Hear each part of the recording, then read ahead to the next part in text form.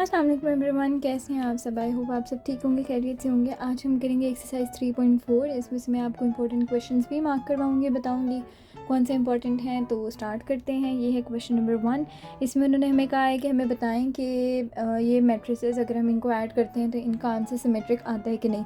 अब सिमेट्रिक का जो कंसेप्ट है वो हमारे पास ये है कि अगर जो भी उन्होंने हमें कहा है a+b, जैसे उन्होंने पूछा है कि सिमेट्रिक है या नहीं, तो हम a+b को ऐड करके जब इसका ट्रांसपोज लेते हैं, अगर वो a+b के आंसर के इक्वल आता है तो इसका मतलब ये है कि वो सिमेट्रिक है। ठीक है, तो इसको ऐड करते हैं। a+b का आंसर हमारे पास ये आता है, आप लोग ऐड करेंगे, आप लोग को पता चलेगा। फिर जब हम इसका ट्रांसपोज लेंगे इसके आंसर का, अगर वो इसी के इक्वल आ जाता है, a+b के इक्वल, ये हमारे पास a+b है, अगर इसी के इक्वल आ जाता है तो इसका मतलब ये है कि हमारा आंसर सिमेट्रिक है। ये देखें, ये बिल्कुल इक्वल आ रहे हैं, मतलब ये कि इसका ट्रांसपोज लिया है, ये इसी के इक्वल आ रहा है, ये जो है बिल्कुल इसके इक्वल है, इसका मतलब ये कि ये सिमेट्रिक है। ठीक है, फिर पार्ट 2 पर चलते हैं, क्वेश्चन नंबर 2 पर। ठीक है, क्वेश्चन नंबर 2 हमें कहता है कि अगर हमारे पास ए एक मैट्रिक्स है तो हमने बताना है कि a का ट्रांसपोज सिमेट्रिक है या नहीं। a के ट्रांसपोज को देख लेते हैं। पहले a को लिखें, फिर a का मैट्रिक्स लिखें, ऊपर ट्रांसपोज का साइन दे दें। ट्रांसपोज मतलब यानी कि उसका ट्रांसपोज ले लें। ट्रांसपोज लेने के बाद आप इनको ऐड करेंगे तो आपके पास ये आंसर आ जाएगा। उसके बाद हम चेक करेंगे कि हमारे पास जो था a+a ट्रांसपोज का आंसर अगर इसके पूरे के ट्रांसपोज के इक्वल आता है तो यानी कि ये सिमेट्रिक है। ठीक है, अब मैं इसी का ये ट्रांसपोज लेंगी, इसका ट्रांसपोज लेके मेरे पास ये आंसर आया है और ये आंसर बिल्कुल इसके इक्वल है। ठीक है, तो यानी ये कि ये सिमेट्रिक है आंसर। ठीक है, आपको नहीं समझ आएगी तो कमेंट सेक्शन में आप लोग पूछ सकते हैं। उसके बाद हम आ जाते हैं पार्ट 2 पर इसी क्वेश्चन के। अब इसमें वो कह रहे हैं कि हमें बताएं कि ए मैट्रिक्स वही है। अब ये बताएं कि इसमें आंसर ये शो करें कि ये question is skew symmetric. Skew symmetric हमें ये कहता है कि अगर हमारे पास उसका आंसर, मतलब ये कि अगर हम इसका ट्रांसपोज ले लें और वो हमारे पास इसके इक्वल, मतलब इसके आंसर के इक्वल आ जाए, इस पूरे का ट्रांसपोज अगर इस आंसर के इक्वल आ जाए लेकिन नेगेटिव साइंस के साथ आए तो वो स्क्यू सिमेट्रिक है। जैसे कि अब मैंने यहाँ पर पार्ट 1 और पार्ट 2 किया था, ये क्वेश्चन नंबर 2 किया था। अगर यहाँ पर मेरे पास ये -2, ये 2 है, यहाँ -2 आ जाता है, ये 5 है, ये -5 आ जाता है, ये 1 है, ये -1, मतलब यहाँ पे -1 है तो यहाँ पे +1 आ जाता ना, और ये बाकी साइंस भी इसी तरह से होते, चेंज होते। तो इसका मतलब ये था कि ये क्वेश्चन स्क्यू सिमेट्रिक हो जाता। अब देखें, मैं आपको सॉल्व करके बताऊंगी, आपको पता चलेगा। यहाँ पे a ट्रांसपोज ले लें, a का ट्रांसपोज ले लिया, माइनस कर दिया a के साथ, आंसर ये आ गया। अब इस आंसर का यानी a ट्रांसपोज का आपने पूरा ट्रांसपोज ले लें। ठीक है, इसका पूरा ट्रांसपोज ले लेना है और हम वो देख रहे हैं कि क्या वो इसके इक्वल आ रहा है। इसके इक्वल तो वो आ रहा है, लेकिन यहाँ -1 था तो ये +1 आ रहा है, यहाँ +1 था, यहाँ -1 आ रहा है, यहाँ पे प्लस था, यहाँ पे माइनस आ रहा है, यहाँ माइनस है, यहाँ प्लस आ रहा है। ठीक है, ये इस तरह से आ रहा है ना, तो इसका मतलब ये कि ये है नेगेटिव, मतलब यानी ये कि नेगेटिव आ गया ना सारे आंसर्स, तो इसका मतलब ये स्क्यू सिमेट्रिक है। ठीक है, ये देखिए मैंने बताया कि इसका कंसेप्ट ये है स्क्यू सिमेट्रिक का, कि अगर नेगेटिव आ जाए आंसर तो वो आंसर जो होता है स्क्यू सिमेट्रिक में होता है। ठीक है, इसके बाद आ जाते हैं हम क्वेश्चन नंबर 3 पर। क्वेश्चन नंबर 3 कहता है if a is N E square matrix of order 3 show that a+a transpose is symmetric. ये बिल्कुल उसी तरह से है, मैं इसको एक्सप्लेन नहीं करूँगी ज़्यादा। a+a का ट्रांसपोज, a को और a के ट्रांसपोज को ऐड कर दें, ये आंसर आ जाएगा। फिर उसके जो ये आया है ट्रांसपोज, ये आंसर आया है, इसका ट्रांसपोज ले लें, अगर इसके इक्वल आ जाता है तो आंसर सिमेट्रिक है। ये देखिए मेरा यहाँ पर इसके इक्वल आ गया था, यानी दिस इज सिमेट्रिक। ठीक है, उसके बाद है हमारे पास पार्ट 2। अब वो कह रहे हैं a का ट्रांसपोज बताएं कि ये स्क्यू सिमेट्रिक है। ठीक है, ये भी मैं एक्सप्लेन नहीं करूँगी ज़्यादा, बिल्कुल उसी की तरह कम्प्लीटली स्क्यू सिमेट्रिक किस तरह फाइंड करते हैं। अगर इसका कंप्लीट ट्रांसपोज इसी के इक्वल आ जाए लेकिन उसमें माइनस साइंस हो तो इसका मतलब ये है कि वो स्क्यू सिमेट्रिक है। ये देखें, ये आंसर आया था मेरे पास, a का ट्रांसपोज लिया, इन दोनों को माइनस कर दिया, आंसर ये आया।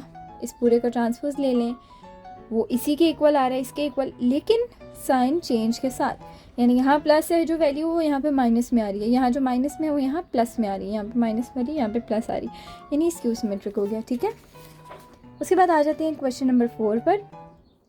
क्वेश्चन नंबर 4 हमें कहता है कि if the matrices A and B are symmetric, AB equal BA, show that AB is symmetric. अब वो कह रहे हैं कि अगर A और B सिमेट्रिक हैं, दो हमारे पास दो मैट्रिसेस हैं A and B, if both of them are symmetric then we have to prove that A into B is symmetric by solving it as AB equals BA। ठीक है, तो matrix ले लेते हैं A and B। A suppose कर लें, B भी suppose कर लें, ये दोनों मैट्रिसेस मैंने सपोज कर लिए हैं। A B इक्वल BA आना चाहिए। अगर ये दोनों इक्वल आ गए तो इसका मतलब ये कि हमारे पास जो A B है वो सिमेट्रिक है, जो यहाँ पे कंडीशन दी हुई है कि बताएं कि A B इज़ सिमेट्रिक। ठीक है, मैंने दोनों को left hand side right hand side को इक्वल लिखकर सॉल्व कर लिया। आप चाहें तो अलग कर सकते हैं, यानी पहले left hand side A B को सॉल्व कर लें, बाद में B A को कर लें। मैंने इकट्ठा कर लिया। ठीक है, A B equal B A, इनको इकट्ठा सॉल्व कर लिया, इनको मल्टीप्लाई करें। मैंने बताया था 4 5 6 को पहले इधर लिखे, फिर 6 4 5 को इधर लिखे, फिर 5 6 4 को इधर लिखें। बिल्कुल यहाँ भी इसी तरह से करना है, इनको ऐड कर दें। मैंने ये भी बताया था कि अगर हमारे पास 3 रोज़ का 3 बाई 3 का मैट्रिक्स है, दूसरा मैट्रिक्स चेक करें कितने का है, फिर जो उसका फर्स्ट है रो और इधर का कॉलम, लास्ट कॉलम और इधर का फर्स्ट रो, उन दोनों को देखें तो यानी 3 बाई 3 का ये मैट्रिक्स बन जाएगा। यानी इस तरह से कि ये 3 बाई 3 इक्वल्स 3 बाई 3 था ना, तो ये 3 ले लें, ये 3 ले लें, यानी ये 3 बाई 3 का बनेगा। ये देखें 3 बाई 3 का नीचे बन रहा है, यानी ये प्रूव हो रहा है। आगे हम देखें आंसर निकालें, दोनों सेम आ रहे हैं, यानी कि ए बी इज़ सिमेट्रिक। ठीक है, फिर आ जाते हैं हम क्वेश्चन नंबर 5 पर। क्वेश्चन नंबर 5 में कह रहे हैं कि show that A into A transpose and A transpose into A are symmetric for any matrix of order 2 into 3। हमने खुद ब खुद से मैट्रिक्स लेना है। अब इस क्वेश्चन का मतलब ये है कि हमने ऑर्डर 2 बाई 3 का मैट्रिक्स खुद से ज्यूम करना है। देखिए ऑर्डर 2 बाई 3 यानी 2 रोज़ और 3 कॉलम्स का मैट्रिक्स, ये देखिए मैंने ज्यूम कर लिया। ठीक है, उसके बाद A इंटू A का ट्रांसपोज मैंने मल्टीप्लाई कर लिया, यानी A का मैट्रिक्स लिखा है, फिर A का ट्रांसपोज लिखा है, मतलब A मैट्रिक्स को लिख के ऊपर ट्रांसपोज का साइन दे दिया। ये लिखना ज़रूरी होता है कि पता चले एग्जामिनर को कि आप क्या लिख रहे हैं। ठीक है, आपको खुद को भी पता चले कि आप कर क्या रहे हैं, सॉल्व करें क्या करें। ठीक है, फिर आपने इसका ट्रांसपोज लेना है, इसका ट्रांसपोज ले लिया, इनको मल्टीप्लाई कर दें, इसको ऐड कर दें, ये हमारे पास ये आ रहा है। इसका ट्रांसपोज ले लें, अगर ये इसी के इक्वल आता है इसका मतलब ये कि सिमेट्रिक है। पार्ट 2 पर आ जाते हैं। ए ट्रांसपोज इंटू ए, इधर पहले का ट्रांसपोज ले लें, फिर ए से मल्टीप्लाई कर दें, फिर अगर इन दोनों को मल्टीप्लाई करके इनका ऐड करके आंसर जो आ रहा है उसका ट्रांसपोज लेने के बाद वही मैट्रिक्स बन रहा है, तो इसका मतलब ये कि आंसर सिमेट्रिक है। ये देखें यहाँ पर मेरे पास था 3 बाई 2 का मैट्रिक्स, ये 2 बाई 3 का था, इनको मैंने लिखा इक्वल, और जो पहला था 3 और एंडिंग था वो 3, मतलब यानी पहला रो और लास्ट दूसरे वाले का कॉलम, उन दोनों का ही मैट्रिक्स बनेगा। ठीक है, तो ये सॉल्व हो गया। यहाँ पर हमारे पास आंसर सिमेट्रिक में आ गया। ठीक है, फिर आ जाते हैं हम क्वेश्चन नंबर 6 पर। ये काफ़ी इंपॉर्टेंट क्वेश्चन है, इसको एक बार चेंज करके भी दिया गया था, उसमें कंडीशन कुछ और दी गई थी कि इसको आई थिंक इसका ये मैट्रिक्स ए है, इसको इसी से मल्टीप्लाई करके प्रूव करना है कि ये आइडेंटिटी मैट्रिक्स के इक्वल है। ठीक है, इस तरह का क्वेश्चन एक बार आया था बोर्ड एग्जाम्स में, यही क्वेश्चन दे के उन्होंने स्टेटमेंट चेंज कर दी थी।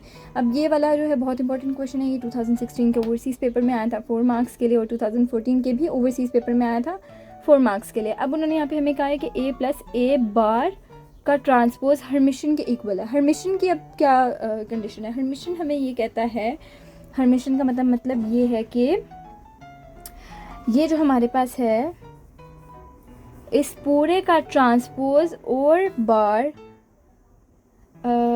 हाँ इक्वल आ जाए, इसी के इक्वल, इसके ही इक्वल आ जाए, तो इसका मतलब ये कि वो हर्मिशन कहलाता है। अब सिमेट्रिक हमें क्या कहलाता था कि अगर उसका ट्रांसपोज उसके इक्वल आ जाता है, तो इसका मतलब ये कि यानी मतलब जो कंडीशन गिवन है उसके फिर से बताती हूँ। ये कंडीशन अगर गिवन होती हमें सिमेट्रिक फाइंड करने के लिए, तो अगर इस पूरी कंडीशन का ट्रांसपोज इसके इक्वल आ जाता है, तो इसका मतलब ये कि वो सिमेट्रिक है।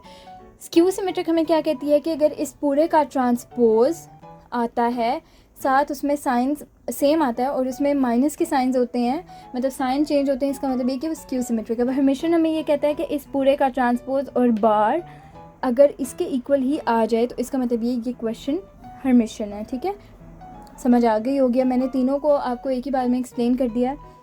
ए मैट्रिक्स हमारे पास ये है, ए की पहले बार ले लें, ये आ जाएगा, फिर ए बार ट्रांसपोज ले लें, यानी इस बार का ट्रांसपोज ले लें, मतलब बार लिए, यानी ये कि जो आयोटा जितने भी हैं उन सब के साइंस चेंज हो गए। ये देखें, आयोटा था माइनस हो गया, one plus iota, one minus iota हो गया, ये वन था वन एज इट इज़ आ गया, माइनस आयोटा तो प्लस आयोटा हो गया, ठीक है। फिर इसका ट्रांसपोज ले लें, माइनस आयोटा और वन बाई आयोटा यूँ लिख लें, फिर वन आयोटा को यूँ लिख लें, ये देखें। फिर इनको ऐड कर दें, ऐड करें, उसके बाद इनका बार लें, बार यानी आयोटा जितने भी हैं उनका साइन चेंज कर दें। उसके बाद इस पूरे का ट्रांसपोज ले लें। अगर ये पूरा इस चीज़ के इक्वल आ जाता है, इसका मतलब ये कि this is Hermitian, this question is proved as Hermitian, ठीक है, ये प्रूव हो गया। उसके बाद हमारे पास पार्ट टू में भी हमें वो कहते हैं कि बताएं कि स्क्यू हर्मिशन है ये। अब देखिए, मैंने बताया था कि स्क्यू सिमेट्रिक में मतलब ये होता है कि अगर पूरे ब्रैकेट के अंदर माइनस का साइन आ जाए, यानी अगर हमारे पास कंडीशन जो थी उसमें आंसर प्लस आ रहा था, जब हम उसकी ट्रांसपोज लेते हैं और ट्रांसपोज लेते हैं तो हमारे पास उसके मैट्रिक्स के अंदर जितने भी नंबर से उनका साइन चेंज हो जाता है, तो उसका मतलब ये कि वो स्क्यू सिमेट्रिक है। अब स्क्यू हर्मिशन हमें यही कहती है कि हमने बार नहीं लेनी, यहाँ से माइनस साइन कॉमन ले लेना, यानी ये जो कंडीशन है, ये वाली कंडीशन, इसका ट्रांसपोज, ठीक है, ले लेना है। इसका मतलब इसकी बार लेनी है, फिर उसके बाद इसका ट्रांसपोज लेना है। ट्रांसपोज लेकर इसमें से माइनस साइन बाहर ले लेंगे ना, तो उसका मतलब ये है कि ये स्क्यू हर्मिशन सॉल्व हो जाएगा, ठीक है। अब देखें, एक ही बार ले लें, फिर उसका ट्रांसपोज ले लें, फिर इनको माइनस कर दें, फिर उसके बाद इसकी बार ले लें, यानी आयोटास के साइन चेंज कर दें। और एक और बात, बहुत केयरफुली आपने देखना है कि आप ए यूज़ कर रहे हैं यहाँ पे या माइनस ए, मतलब ये ए बार यूज़ कर रहे हैं, ठीक है। यहाँ पे बहुत मिस्टेक होती है। दूसरा, आयोटास को ऐड करने में साइंस में इन क्वेश्चंस में बहुत गलती होती है, तो केयरफुली इनको सॉल्व करना है ध्यान से, ठीक है। उसके बाद यहाँ पर देखें, ट्रांसपोज ले लिया, पूरे का बार लेने के बाद बार ले ली, ठीक है, उसको छोड़ दें। फिर ट्रांसपोज ले लें, ट्रांसपोज ले लिया और नेगेटिव साइन बाहर कॉमन ले लिया, यानी ये कि स्क्यू हर्मिशन हो गया, ठीक है।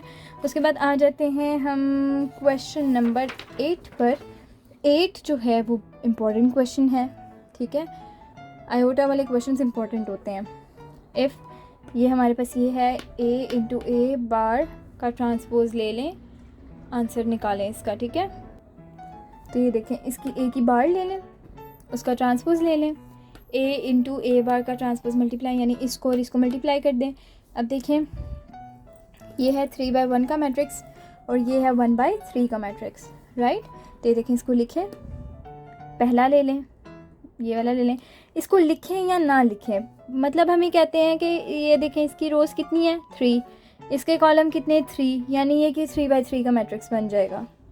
ये लिख के सोचने की भी ज़रूरत नहीं है कि जिस तरह से सॉल्व हुआ, बस आप ये देखें, इसके 3 रोज़ हैं, इसके 3 कॉलम्स हैं, यानी कि 3/3 का मैट्रिक्स बनेगा।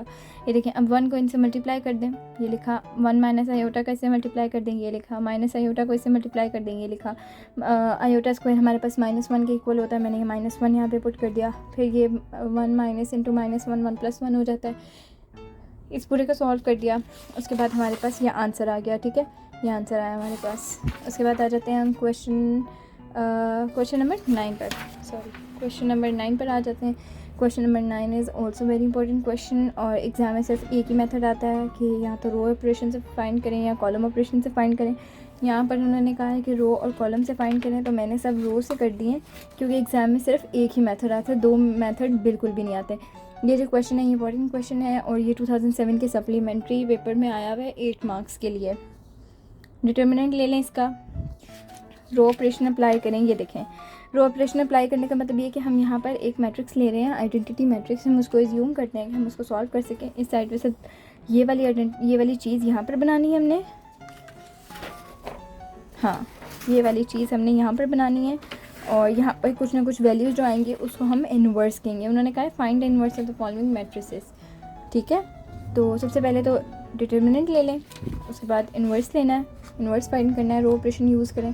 देखिए, R3 + 2 R1 करेंगे ना जब हम, तो इसको सॉल्व करके हमारे पास R3 में चेंजेस आ जाएंगे। ये देखें, चेंजेस आ गए, सॉल्व करेंगे आप लोग को पता चलता जाएगा। उसके बाद देखें, R1 + R2 कर दें, इन दोनों को ऐड करके यहाँ पे आंसर मैंने दे दिया है,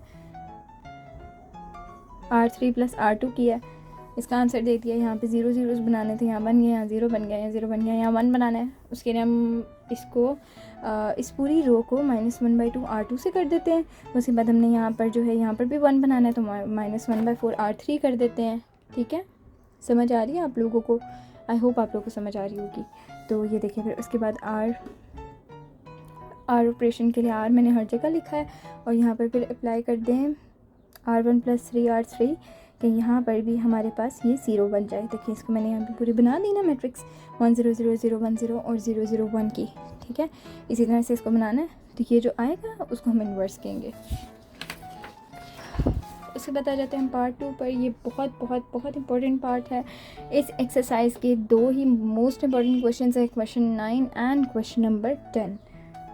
तो ये जो क्वेश्चन 9 का पार्ट 2 है ये 2012 के ओवरसीज़ पेपर में आया था 8 मार्क्स के लिए और 2016 के सप्लीमेंट्री पेपर में आया था 8 मार्क्स के लिए।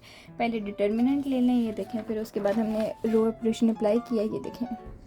मैंने यहाँ पे क्या किया है, R3 - R1 किया है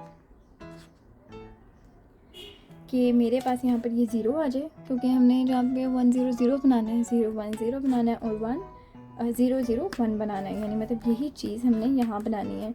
उसको बनाने के लिए हम यहाँ पे कुछ मतलब अप्लाई करते हैं ऑपरेशंस। तो रो ऑपरेशन हम यूज़ कर रहे हैं, तो रो ऑपरेशन अप्लाई करें। उसके बाद हमने क्या किया है, हमने यहाँ पर R1 + R3 कर दिया ताकि हमारे पास ये चीज़ 0 हो जाए।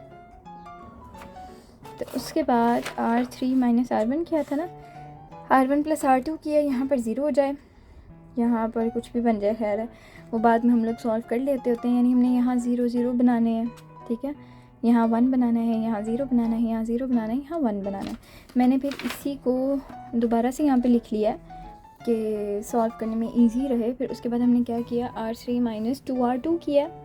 ठीक है, इसको माइनस कर दें इसके साथ 2 से मल्टीप्लाई करके, ये देखेंगे हमारे पास मैट्रिक्स बन गया। उसके बाद मैंने क्या किया कि यहाँ पर -1 था ना यहाँ पे, तो मैंने -1 × R2 पूरी R2 को मैंने -1 से मल्टीप्लाई कर दिया। -1 से मल्टीप्लाई करके यहाँ पे माइनस साइन ख़त्म हो गया। ठीक है, ये 1 1 बन गया। अब यहाँ 1 बनाना है और यहाँ 2 ज़ीरोज़ बनाने हैं। उनके लिए अब हम क्या करेंगे, R2 - R3 कर देते हैं। यानी -3 -3 यानी -3 + 3 यानी 0 हो गया। ये देखें 0 आ गया। इधर जो भी बनता रहे उसकी खैर है, सिर्फ यहाँ पर हमने सॉल्व करना है। ठीक है, उसके बाद हमने यहाँ पर -1/3 कर देंगे हम कि ये माइनस से मल्टीप्लाई करके होके प्लस हो जाए और 3 × 1/3 1 आ जाए। ये देखिए 1 आ गया। अब यहाँ पे 0 2 रह गया। अब हम क्या करेंगे, इसको हम इससे मल्टीप्लाई कर देंगे 1 से -2 से मल्टीप्लाई करके कि ये भी यहाँ पर 0 आ जाएगी। देखिए इसको सॉल्व करें, यहाँ पे 0 आ गया और ये हमारे पास इन्वर्स बन गया। इस पूरी को हम इन्वर्स कहते हैं। हमारे पास आंसर आ गया। फिर पार्ट 3 का मैं पूरा सॉल्व करके नहीं बताऊंगी, सिर्फ हिंट्स दे दूंगी। ये मैंने पूरी एक्सरसाइज एक वीडियो में बना दी है, तो यहाँ पर भी सेम मेथड यूज़ होगा। तो देखिए मैंने लिखा है I give you hints how to solve this question. मैं यहाँ पे आपको हिंट्स दे दूँगी। पहले आपने डिटर्मिनेंट फाइंड करना है। डिटर्मिनेंट फाइंड करके आपके पास आंसर 3 आ जाएगा। फिर आपने इस तरह से लिख के रो ऑपरेशन अप्लाई करना है। फिर R2 - 2R1 करेंगे, फिर R2 + 6R3 करेंगे, फिर R1 + 3R2 और इस तरह से सॉल्व करके इन्वर्स हमारे पास ये आ जाएगा। ये आप लोगों ने खुद सॉल्व करना है। आप लोग खुद सॉल्व करेंगे तो आपको पता चलेगा आप सही करें या गलत करें। चाहे आप, मैंने इसे आपको ये हिंट्स लिख के दे दिए हैं कि आप लोग चाहे इसको यूज़ करके सॉल्व करें, इसी को देख के मतलब इन्हीं ऑपरेशंस को अप्लाई करके सॉल्व करें, आपके पास आंसर आ जाएगा। उसके बाद आ जाते हैं हम क्वेश्चन नंबर 10 पर। ये भी बहुत बहुत इंपॉर्टेंट क्वेश्चन है। इसमें रैंक फाइंड करनी है। रैंक फाइंड करने के लिए देखें, जो नॉन ज़ीरो रोज़ होते हैं ना, उनको हम काउंट करके बताते हैं, वो हमारी रैंक होती हैं। तो देखिए हमारे पास यहाँ पर कहीं पे भी 0 नहीं बन रहा। इसको सॉल्व करने के बाद बहुत कोशिश की कि यहाँ पे 0 बन जाए, 1 1 1 बन जाए, 0 0 या 0 ही पूरी रो ही 0 हो जाए, लेकिन वो नहीं हुई 0। ठीक है, तो इतना सॉल्व करने के बाद हमारे पास number of non zero rows जो थी वो 3 बनी, 1 2 3। इनमें ज़ीरोज़ नहीं आए, तो इसका मतलब ये हमारे पास रैंक 3 बनी है। ठीक है, आई होप आप लोगों को समझ आ गई होगी, वीडियो भी पसंद आई होगी। वीडियो को पूरा देखा करें and thank you for watching.